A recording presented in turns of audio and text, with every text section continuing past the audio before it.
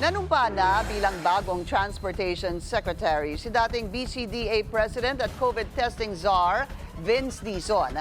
At nilalatag na niya ang mga nakikita niyang solusyon sa mga problemang kinakaharap ng mga commuter at motorista. Narito ang agenda report ni Pierre Pastor. Susubukan daw ni newly appointed DOTR Secretary Vince Dizon na sakyan ang mga public transportation at daanan ang mga major thoroughfares sa Metro Manila para personal na maranasan ang paghihirap ng mga commuter. Kailangan makita natin para maintindihan natin mabuti at kung maintindihan natin mabuti at maranasan natin, then makakapagbigay tayo ng tamang solusyon. Maraming long-term solution ang napag-usapan nila ng Pangulo para resolbahin ang problema ng commuting public. Pero may ilang solusyon na maaari na raw gawin agad. Kabilang dito ay ang bus carousel efficiency. Naging magandang solusyon ang carousel sa dating problema ng pagsisiksika ng mga bus sa EDSA.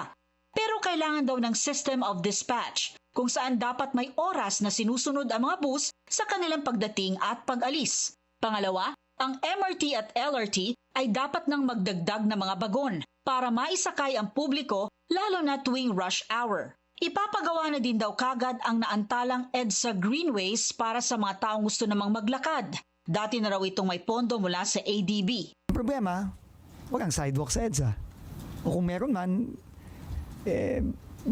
baka dalawa tayo, hindi tayo magkakasya eh. Di ba? At hindi safe. No? Delikado.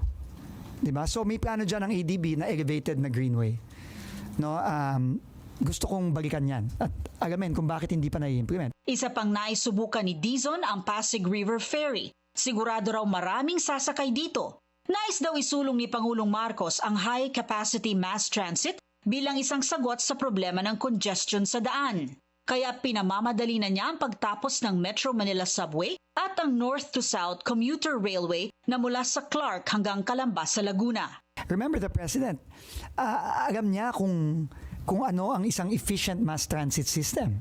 No? Nung nag-aaral siya abroad, alam niya. Kaya talagang naiintindihan niya kung bakit kailangan natin gawin itong ngayon.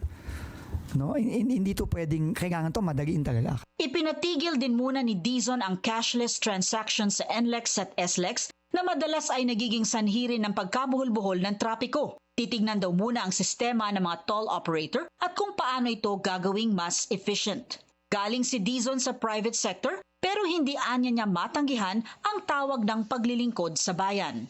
Para sa agenda, Pierre Pastor, Billionaire News Channel.